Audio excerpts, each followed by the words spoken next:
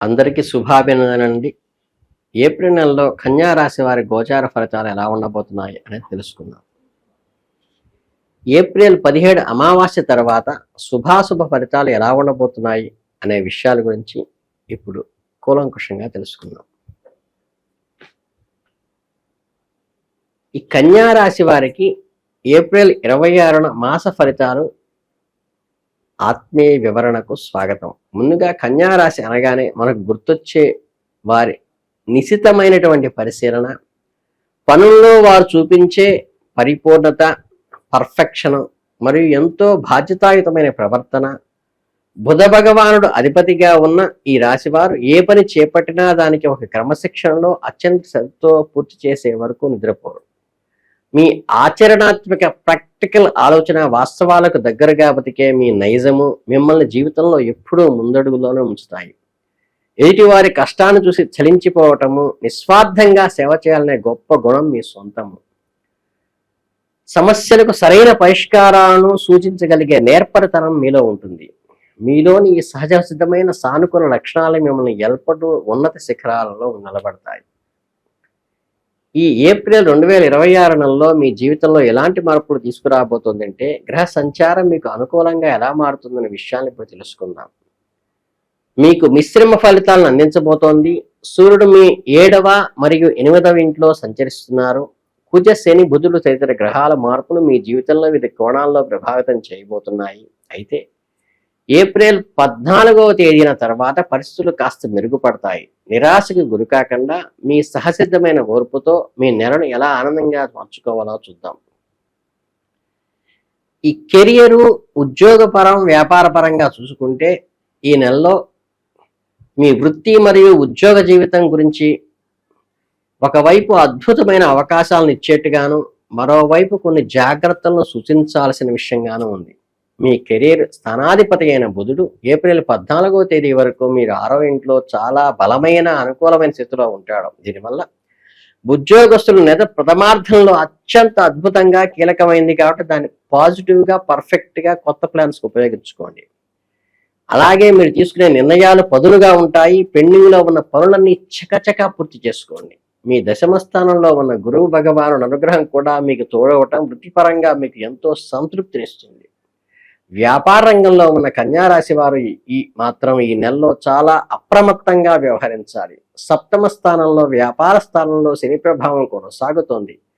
April 14 వరకు సూర్యుడు కూడా అక్కడే ఉండటం వల్ల వ్యాపారంలో ఆశించినంత వేగం లేకపోవచ్చు, అస్తంగతుడవ్వటం వల్ల. ముఖ్యంగా ఏప్రిల్ 14వ తేదీ తర్వాత బుధుడు 7వ ఇంట్లో ప్రవేశించినప్పుడు మీరు వ్యాపారంలో ఎలాంటి భారీ రిస్కులు, పెట్టుబడులు పెట్టకపోవటమే మంచిది. కొత్త భాగస్వామ్యాలను, ఒప్పందాలను ఆ సమయంలో అంత అనుకూలమైనవి కావు. వ్యాపారం విస్తరించాలనే ఆస్తులను కాస్త వాయిదా వేసుకోండి. ఇప్పుడున్న వ్యాపారాన్ని స్థిరంగా నడుపుకోవటం వైపు పూర్తి దృష్టి పెట్టండి. మీ తెలివితేటలతో, వ్యూహాత్మక ఆలోచనలతో వనశక్తికి కాపాడుకుంటారు.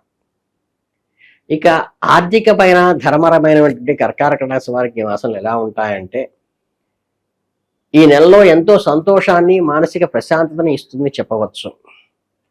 ధనాధిపతి మరియు సంపదకు కారకుడైన శుక్రుడు 19వ తేదీ వరకు మీ 8వ ఇంట్లో ఉండి మీ ధనస్థానాన్ని, 2వ ఇంటిని నేరుగా వీక్షించడం వల్ల మీ ఆదాయానికి, పొదుపుకు ఎలాంటి లోటు ఉండదు. మీకు బ్యాంక్ బ్యాలెన్స్ పెరిగే అవకాశాలు మెండుగా ఉన్నాయి. మీరు పడే కష్టానికి తగిన ఊహించిన దానికంటే కొంచెం ఎక్కువగానే ప్రతిఫలం లభిస్తుంది. ఏప్రిల్ 19 తర్వాత శుక్రుడు మీ భాగ్యస్థానంలోకి మారినప్పుడు పరిస్థితులు మీకు అనుకూలంగా, లాభసాటిగా మారుతాయి. దీనికి తోడు సంపద ప్రసాదించే గురు భగవానుడు స్వదృష్టి మీ 2వ ఇంటిపై నిరంతరం ఉండటం వల్ల మీకు లభించిన ఒక గొప్ప అదృష్టం మీ ఆర్థిక స్థిరత్వాన్ని పెంచుతుంది.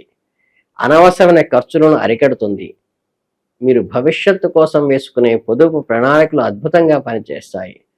పాత బాకీలు వసూలు కావటం లేదా గతంలో పెట్టుబడి నుంచి మంచి లాభాలు పొందటం వంటి శుభ పరిణామాలు ఈ నెలలో కలిగేటువంటి అవకాశం ఉంది.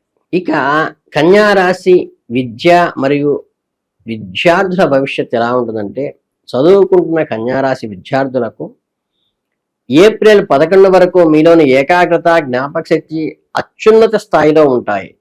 కష్టమైన సబ్జెక్టులను కూడా మీరు సులభంగా అర్థం చేసుకుని పరీక్షల్లో అద్భుతమైన మార్కులను సాధించే అవకాశం ఉంది. అయితే నెల ద్వితీయార్థంలో బుధుడు 7వ ఇంట్లోకి మారినప్పుడు కాస్త పరధ్యానంగాను చదువుపై శ్రద్ధ తగ్గినట్లుగాను ఉండే అవకాశం ఉంది కాబట్టి దాన్ని గమనించుకోండి. ఈ సమయంలో స్నేహితులతో ఎక్కువ సమయం వృధా చేయకుండా లక్ష్యంపై దృష్టి నిలపడం చాలా అవసరం.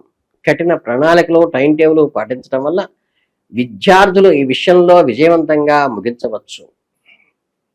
ఉన్నత చదువుల కోసం ప్రయత్నిస్తున్న వారికి గురుడు అనుగ్రహం వల్ల మంచి అనుకూలమైన ఫలితాలే కలుగుతాయి.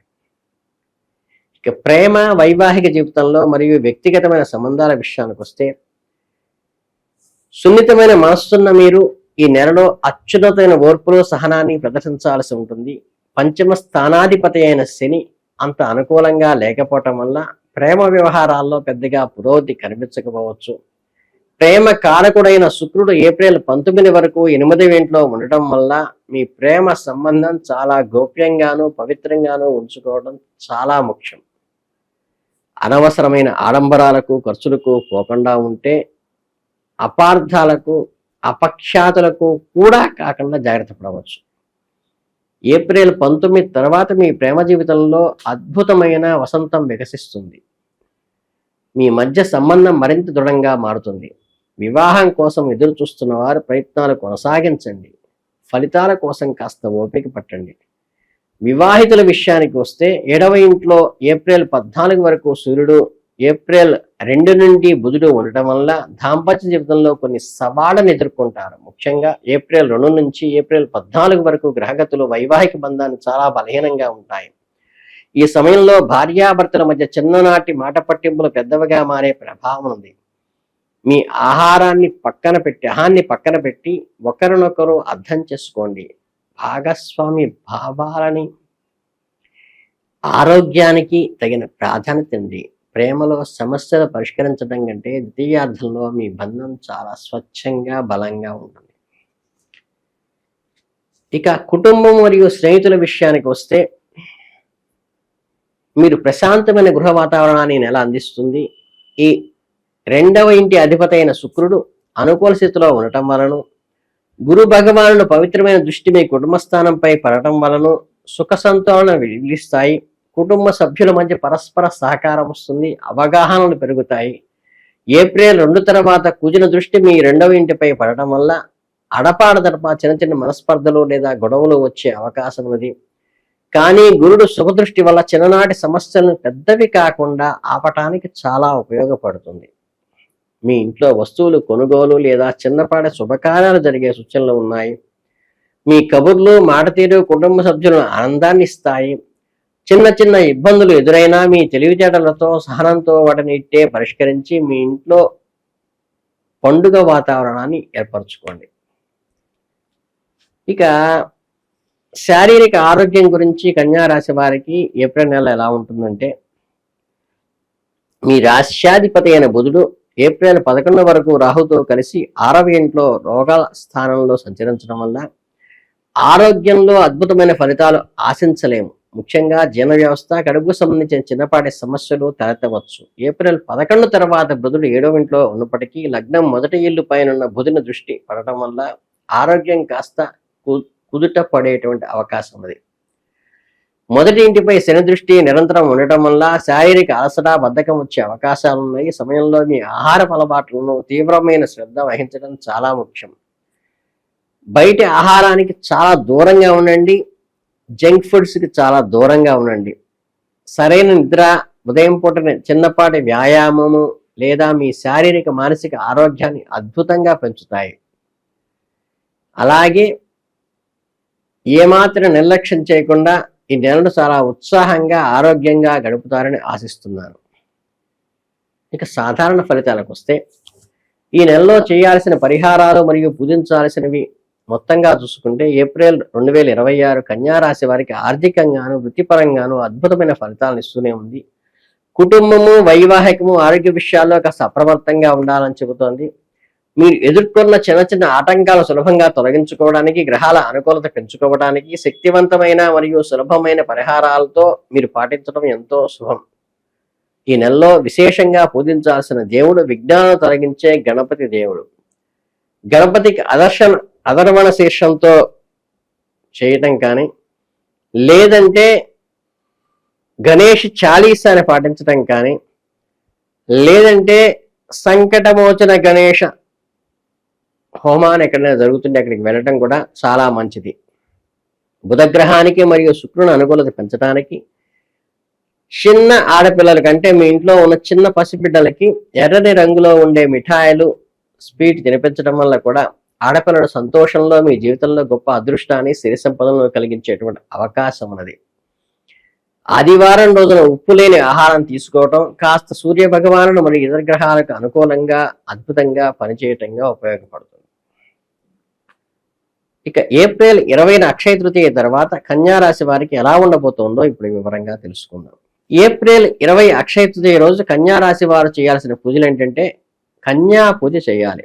అంటే ఇంట్లో చిన్న పసిబిడ్డలైనటువంటి 9 ఏళ్లలోపు ఆడపిల్లలు ఉంటే వారికి చక్కగా అమ్మవారి స్వరూపంగా భావించి నూతన వస్త్రాలు తొడిగి చక్కగా పసుపు కుంకుమలతో అలంకరించి చక్కగా వారికి స్వీట్ తయారు చేసి వారికి తినిపించడం ద్వారా కూడా అమ్మవారి అనుగ్రహం పూరాగా మీకు కలుగుతుంది. చక్కగా మన నవరాత్రుల్లో ఎవరైతే కనుక బాలకి ఎలా పూజ చేస్తామో అలా పూజ చేసుకోవడం చాలా ఉత్తమమైనది. కనుక ఈ కన్యా రాశి వారికి ఏప్రిల్ మాసం ఆయురారోగ్య ఐశ్వర్యాలతో తొలతోగాలని మనస్ఫూర్తిగా కోరుకుంటూ ధన్యవాదాలు.